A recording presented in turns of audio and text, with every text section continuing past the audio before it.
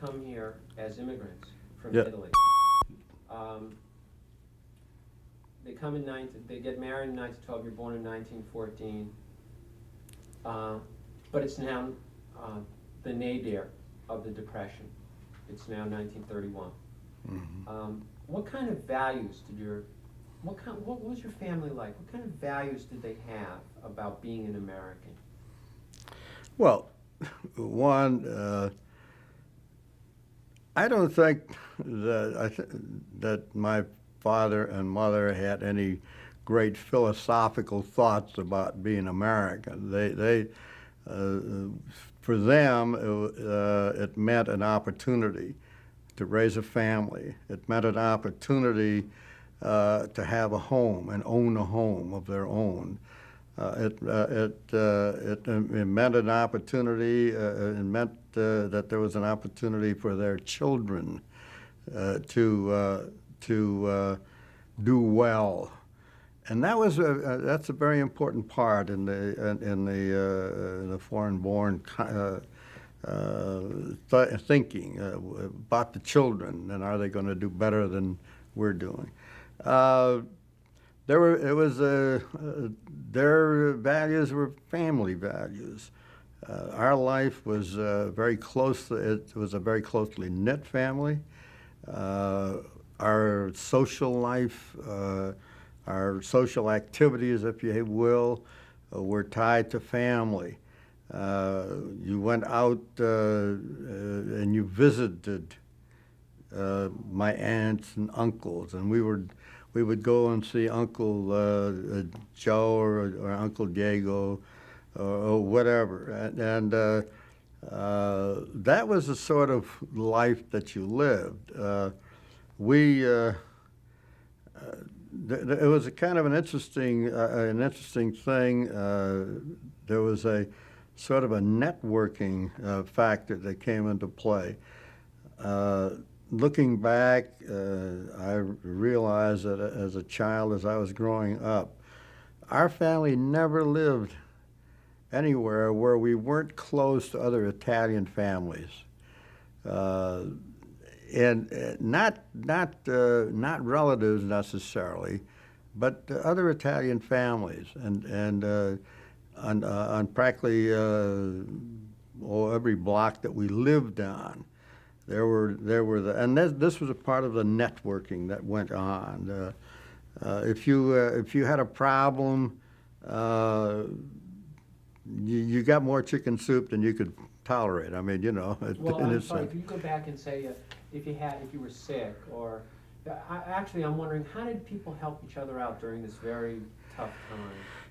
Well, in terms of how we were helped out, I remember that all of a sudden I noticed that my aunts and uncles were dropping by a little bit more often than normal, and they always had a bag, and they'd say, "Oh, gee, I just happened to be going by the grocery store, and I saw some beautiful tomatoes or something, and I just brought some, and I got a bag here of clothes that my son Tony can't use anymore, and I think maybe Frank can. How about that?" And you'd say, I'm sorry, we're out of film. We have to change the role.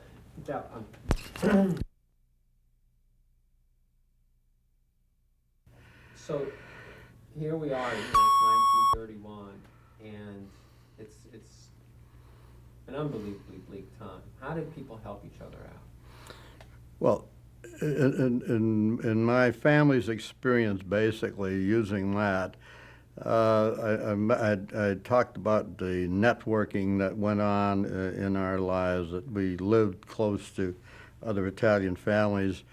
There was a certain amount of help that came that way. But basically, I began to notice that my aunt and uncles, and I had a couple of them who had done well in business, so that they were hurting, but they were doing relatively well, and they would drop in, and they just happened to be driving by, and they would have a bag of food, and They say, oh, they just saw something, at the market that they thought we'd like, and oh yes, this happens that I've got a bag of Tony's clothes here. He's just outgrown them, and maybe Frank can use them, or maybe some of the girls that they'd had from of their daughters, and that was accepted, and you did it, and people.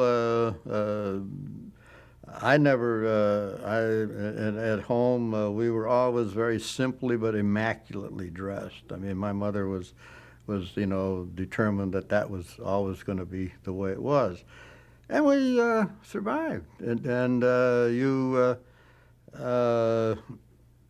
it was an era when people knew limits, they lived within limits, and it didn't bother them. I mean, they understood that there were limits to living. If you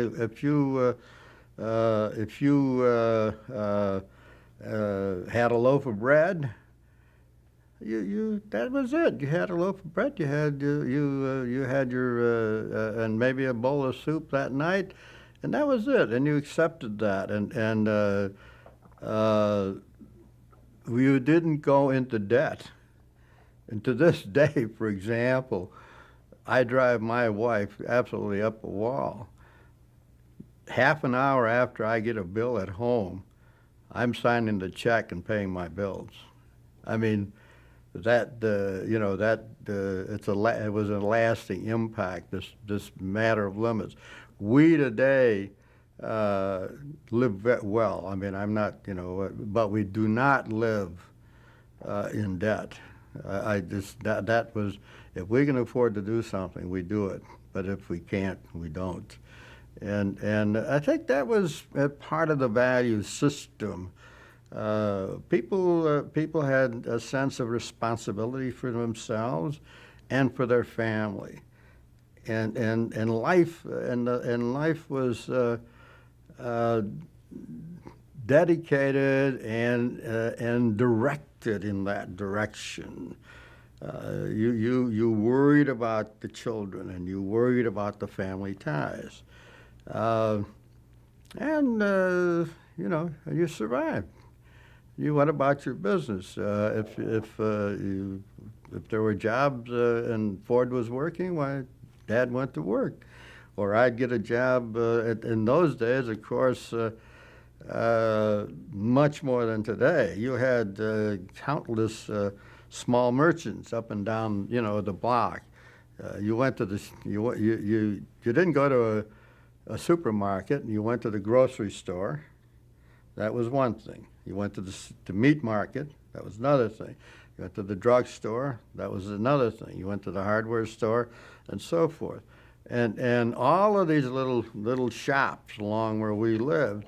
You could practically always walk in and say, gee, you need somebody to pack bags or to clean up or do it, and you did it. And I remember as a kid, a 10-year-old kid working in a drugstore, doing sodas and so forth.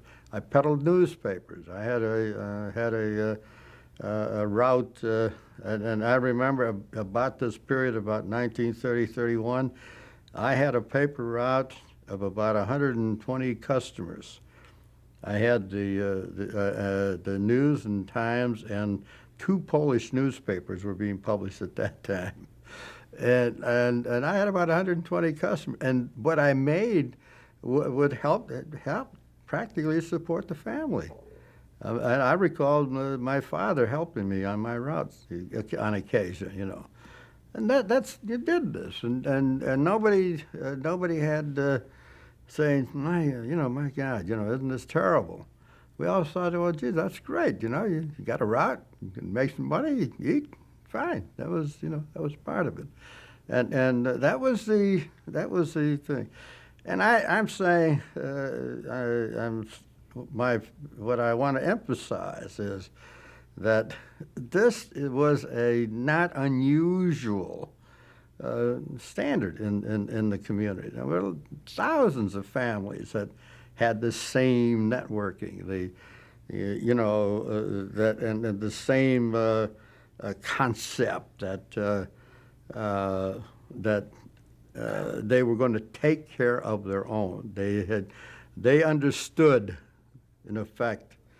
Yes, the American dream. You can talk about the American dream, but the American dream to them was the opportunity to come here and to make it. And they understood that opportunity would only come to fruition if they accepted the responsibility of working. I mean, that they were going to do it. Nobody was going to give them training or do special things for them, that they on their own would do it, you see. Great.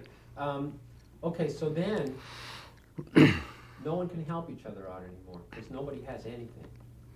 So your family has to go accept relief. What was that like for your family? What did it feel like? Well, there did come a time when things had hit so rock bottom.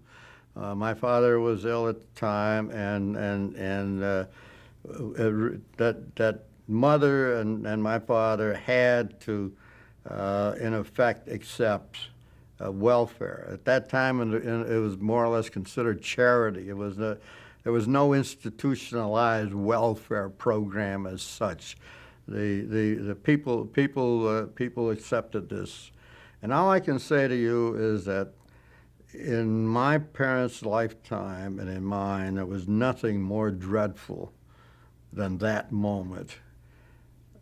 It absolutely almost destroyed my mother and father to have to go and stand in line to get some help. And at the time, the help came in the form of packages of flour, maybe shoes and socks and so on.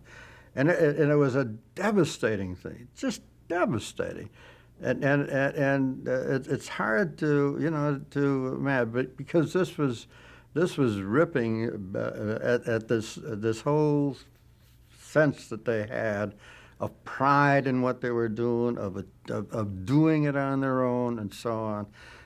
A terrible invasion of their privacy, and it was just devastating. And fortunately, it didn't last very long. It was a very, very brief period in my family's thing, because things began to get better, and as soon as they did, Mother, for example, got a job.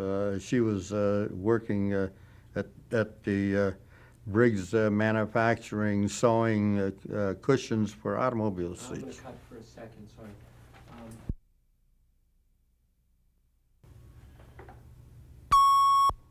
So when Ford retools in August of 1931, what does this mean? What did it... Well, at that point, in effect, it was a sign of progress, because things had been so bad that the fact that he was retooling and was getting into a new model suggested that things were going to start to get better. People in Detroit, certainly the working families, the people who worked at Ford, the average guy who got on the Baker Streetcar line and went down to the Ford Rouge plant or to Highland Park or so on, they took it for granted, basically, that there was a period every year from any time from, say, June to mid-August and so on, when you were laid off, and that was sort of expected. The other thing about the employment figures that you have to be careful of is that there was a certain basic staff that, say, a Ford Motor Company had. But when, in September, for example, when they began the new model year, they would add thousands of new people. They'd add, and then they'd start dropping them off.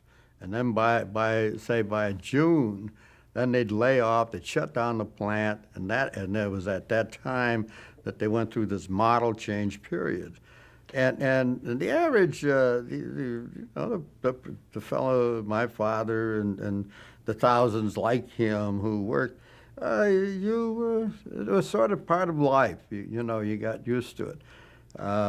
In terms of in terms of what we're talking about, the nadir of the Depression, there was a period in Sorry, okay, we're in on the film again. I'm sorry. Barbara? Sorry, you're doing great. Okay.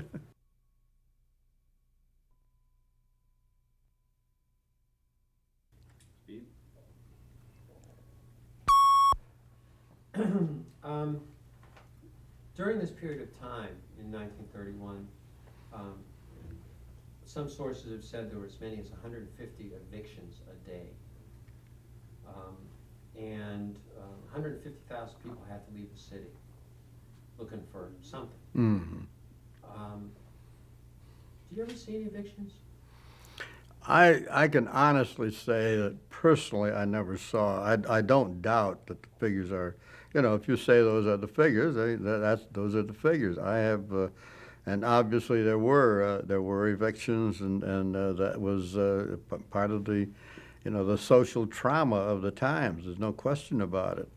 I personally and my family where we lived, I never, actually saw an eviction, but I don't. If you say if those are the figures, I can. Okay. I'm sorry, I pursued something. I should have gone back to That's all right. what you were talking about before, which is that this retooling situation was something you accepted, and it was a sign of progress. Well, it was understood that you would. Yeah, and the 30. When the Ford Motor Company retooled and was starting to build the model. What was it? Okay, let's start again, because Okay. it was really a V8. V8. You often Okay. called it a Model All V, right. but Okay. V8's good enough. Okay. So start again. All right. So at that point, if when Ford announced that they were going to start doing that, well, it would have been an indicator that things were changing, beginning to improve. That here was a company coming out with kind of a new model and so forth. The number of people employed obviously was low, but what would happen in Detroit was that in the retooling process, you always had a low number, and then by, let's say, the 1st of September, when they really went into production, the companies would add thousands of men to their roles, and they would peak, and then they'd start dropping them again at the end of the model year, and then come summer, people found themselves pretty well, out of work again, and then this was sort of a cycle that you had started out here low, and then you went to a peak employment, and then you came down and moved. That was sort of a rhythm of life, I guess. People adapted to it. I'm not saying that they were all cheering and happy about it, because nowadays I've heard people say, "Gee, wouldn't it be great to be laid off so I could take a vacation and go to Europe?" Well, in those days, I mean, you didn't go to Europe. You stayed home and worked in the garden, or you didn't have the money to do a lot of other things. You had, and basically you had money to support your family, and you took care of that. So, but this was part of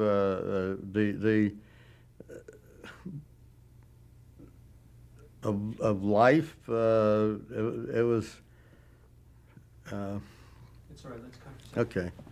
Yeah, no, I didn't want to. As just a normal family, what's your reaction to that sort of thing, that they would come with these demands? Well, at the time, obviously there was an economic and social ferment in. If I said that our family sat around the dinner table and discussed these demands and had any great opinions on it, pro and con, it's not true. Now, that's not to say that others didn't, but you have to understand that Detroit at the time was a total open shop city. the attitudes that I was talking about of the people who lived here. They wanted to work, and they wanted to, and they were happy, you know, relatively happy in what they were doing. This was the list of demands that was presented at that time. If you take and look very closely at it, these are the goals that became part of the whole structure of the union movement. These are the goals that have been achieved by and large. I mean, you know, that have been achieved. In terms of involvement, I can't. I would say that perhaps my father and mother might have been sympathetic, and we were sympathetic, but that there was no immediate involvement, no sense that, by God, let's join and man the ramparts. For example, at that period, during this period of 31, 32, I was at City College, and one of the things that I did is I got taken with the concept of industrial democracy, and Norman Thomas was the patron saint of industrial democracy, and he would come, and we'd go and listen to Norman Thomas, and we talked about that as a factor. We never got into in specifics such as were presented to the Ford Motor Company at that time. The thought of the 6-hour day, well, gee, that would have been nice, but everybody figured that was going way out of line. And but then of course, if you look at the list, you see that by the next in that period, you began to develop the whole trend to industrial unionism, and Walter Reuther and his brothers, who were at Wayne State University, and as a matter of fact, City College, they began to be very active and develop in that. In terms of my immediate family, I can't say that we were. It's all right. Okay. I should pursue the next question, which is, you're reading the paper the next day. Yeah. What was your reaction to the story that some people had been killed, some of the marchers had been killed, and some wounded? Some of the Dearborn police were wounded, some of the service department people were wounded. What was your reaction? Well, I've got to be honest. I could say that, you know, I was horrified, and I read the paper, and it was an incident at that time of travail, and it was sad and so on. I don't recall that. I know that being honest, that I had no sense of real upset about it. It was sad. It was unfortunate. It was a terrible thing to happen. But to say that, you know, I said now is the time to man the ramparts and let's move ahead. That would, you know, I had no such feeling, and that I'm just being honest about it. I don't remember that. I later became involved in the union organization. I was one of the leaders in organizing the union at the Detroit News, for example. In fact, eventually became president of the Newspaper Guild of Detroit. But I was never what you'd call a fireman. I believed in unionism. Finally came to the conclusion that it made sense, and I participated in it and so on. But I was not the kind of, and have never been, someone who would grab a sign and start picketing and start yelling and, you know, demanding things. My approach has always been a much softer approach. I always figured, let's reason together kind of guy, but I was active as a unionist, and I was in a very formative period of my life at this particular moment. So. Okay, let's cut for a second. Speed. What's your reaction to statements like that when people are hearing? What did you feel about? What do you feel about those sort of statements? Well, if you're if you're thinking, if I'm thinking in hindsight, obviously they were pretty stupid. But at the time, statements like that sort of rolled off people's backs. I mean, that's what these people said. But the reality, you didn't have to. My parents didn't have to be told this. They knew what the reality was. The reality was that they were struggling to survive, and a lot of other people were doing the same thing. And the reaction basically was that they just they rolled off people's backs.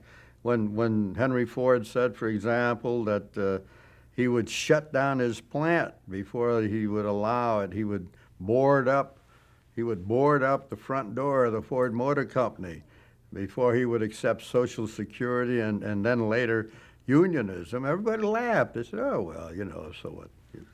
The old man's just talking," and everybody, so in terms of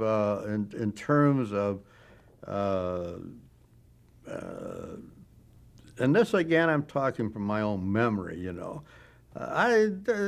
People, just sort of let it roll off their backs, and those people who were active became very active in the Democratic Party, and they began to think in those terms, began to think in terms of changes in the social structure. But I can't say that people became infuriated or, my God, just raised unsure to cane because of these statements. The one statement that really got Ford in deep trouble and caused the biggest stir was when he had the Independent, the Dearborn Independent was his newspaper, and he in effect interjected a very anti-Semitic tone to the paper, and then said that history was bunk, as that really created a stir. But this type of thing, at the time, the newspapers, the Free Press in particular, and the news to some extent, their whole approach to things was, well, things are getting better, and there was no kind of reporting that there would be today, for example, of a real major depression. If something comparable to 1930 happened today, the papers would be absolutely dripping with this sort of thing. In the 1930s, it was always an upbeat. The papers always were trying to say, hey, things are getting better or will be getting better and so forth. And there was always the tone of coverage, the tone of approach to things was in that vein.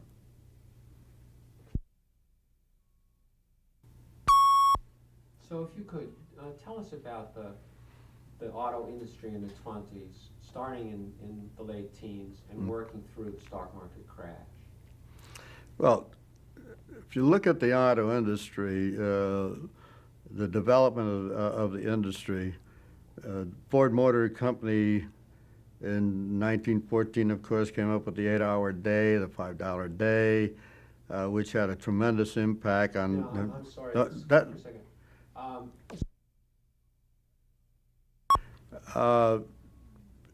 In 1914, the development of the auto industry in Detroit had a major turning point in 1914 when Ford came out with a $5 day. His philosophy was that he wanted to build a car that the people that worked at his plant could buy and own. He came up with the sociological department, for example, where they literally sent people into people's homes to be sure that they spent the money properly and their home was clean and so on. The whole process helped Ford to take the leadership in the auto industry. And by 1920, in that period, Ford Motor Company was building about 55% of all the cars in the world. And that was a one model thing. You know, you could buy a Ford in black, and that was it. And it was, you know, everybody accepted that because it was a transportation and reasonable, relatively inexpensive transportation. Well, at the same time, in about 1920, for example, General Motors, and I'd have to be, I want to be careful, but at that point, Durant brought all the elements of General Motors together, and General Motors became a major force in the auto industry about 1920. Chevrolet was their sort of competitive car with the Ford Motor Company, and they began gradually to come out with cars each year and began to sell. Hey, you know, you don't have to buy a black car. We'll sell you one painted blue or tan, or we'll give you, you know, seats inside that are in color and so forth. And this helped to create the competitive tenor in the auto industry that led to the idea that, you know, every year was a new model. And it became a very critical thing in terms of the life of the city of Detroit. And also, what happened was that by, I think Chrysler came into the picture around 1925. He bought up a couple of the other old auto companies. And about 1926, 27, Chevrolet was now leading Ford in terms of a number of sales, and created quite a consternation within the Ford hierarchy. There was a feeling, Ford himself, Henry Ford himself, was dead set on maintaining a very inexpensive, don't get too fancy kind of car. The people around him, and as I understand it, particularly his son Edsel and others, said, you know, you've got to do something because this is getting so competitive that all of a sudden Ford is going to be, you know, pretty much the tail end of the auto industry. And it was in 27, in that period, when Ford suddenly, and he was a man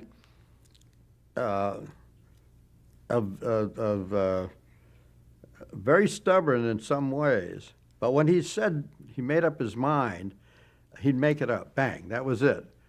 And then one day he said, okay, we'll have a new car.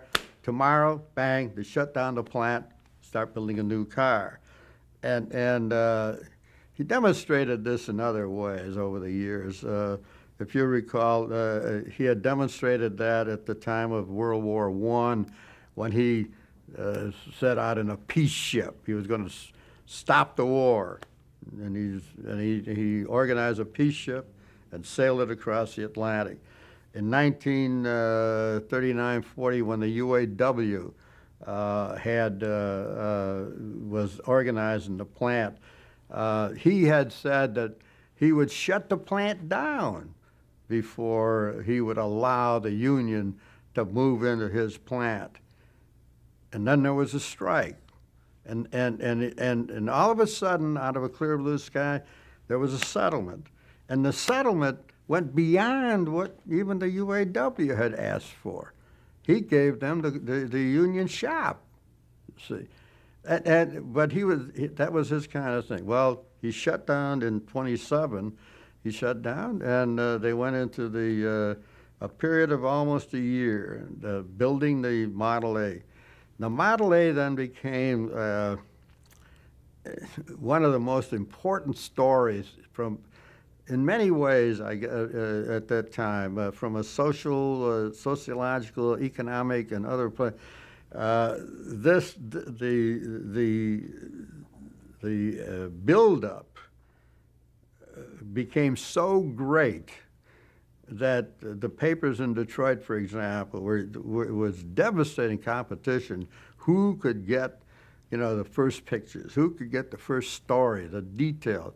And if you go back in the files, you'll find double 8-column lines, big black headlines, first pictures of the Model A. And then finally, when they set the date, and I don't recall precisely, I don't have it at my fingertips, the precise date when they opened up, and they showed, you could see the Model A. It was the thousands of people across the country. I mean, there were just thousands. And they literally just, would break down the door to get in to see this car. And in Detroit, they had the convention hall, and the convention hall was a very large hall. I would say, well, it was almost a block square. So, it was a very sizable thing. And they had the Ford Model A on pedestals in about 3 areas of that hall. And I have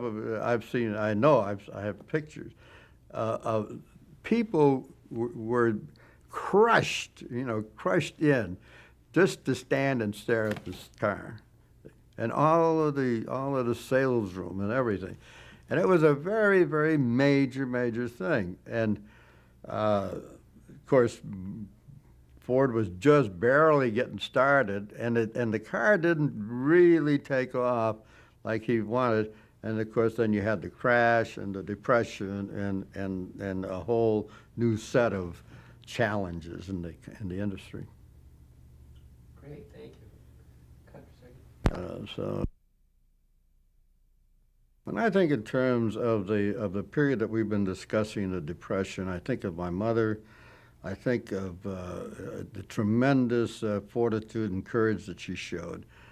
To me, she was an unsung hero. I'll never forget, for example, when I was graduated in 1934 from Wayne University, she had saved up from the meager savings that she had. She gave me a watch when I walked out on the steps of the Masonic Temple right after the graduation ceremony. And I knew how much it had meant to her to get me that watch, and how proud she was. And then the other thing that I remember about her, and I guess it says something about how people lived then. She had come and had married my father here in Detroit about 1912, and in 1939, I gave her one of the biggest thrills of her life. I drove her to New York to see the World's Fair. And that was a very treasured moment because it meant so much to her, and to me, of course. It was a real moving thing, and it pointed out how people lived their lives. They lived for their family. And the fact that she had never been out of the city of Detroit, basically, since she arrived.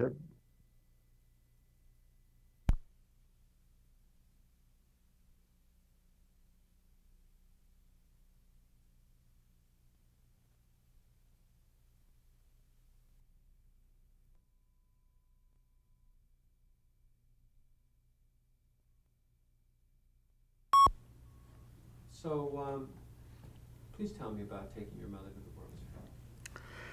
Well, I think what I'd like to do is to emphasize how much my mother meant to me, and the courage that she demonstrated, particularly in this period that we were talking about. And she had come to Detroit in 1912 and married my father, And in 1934, she had never left Detroit, but from that point on, and in 1934, when I was graduated from Wayne State University, I'll never forget walking out of the Masonic Temple auditorium, and she was waiting on the steps and handed me a watch, and it was I knew that this came from very meager savings. It was a great moment. And I always, I guess I always felt I wanted to do something special for her. And in 1939, I finally came the opportunity, the New York World's Fair was on. And my mother's sister lived in New York. And I thought this would be a great time to take her to New York, and she could see her sister and to see the World's Fair and then the Italian Pavilion, because that meant a lot to her too. And we did, and we drove to New York, and we did all these things.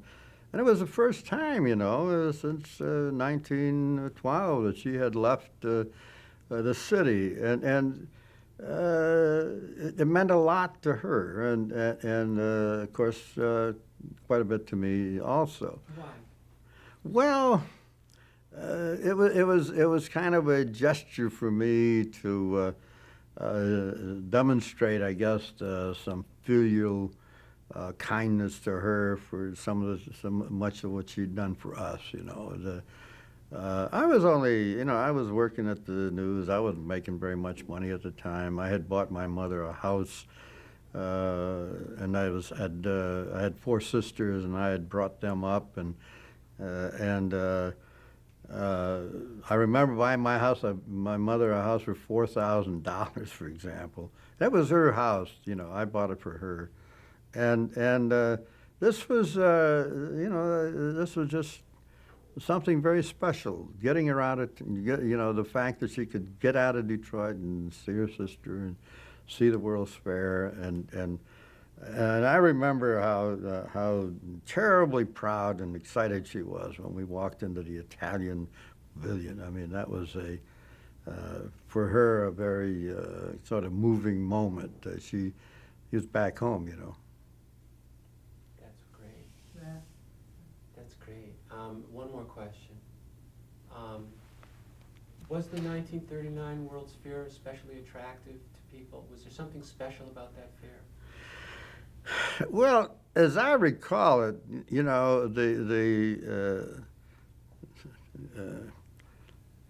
the last previous fair I think had been in Chicago in '32.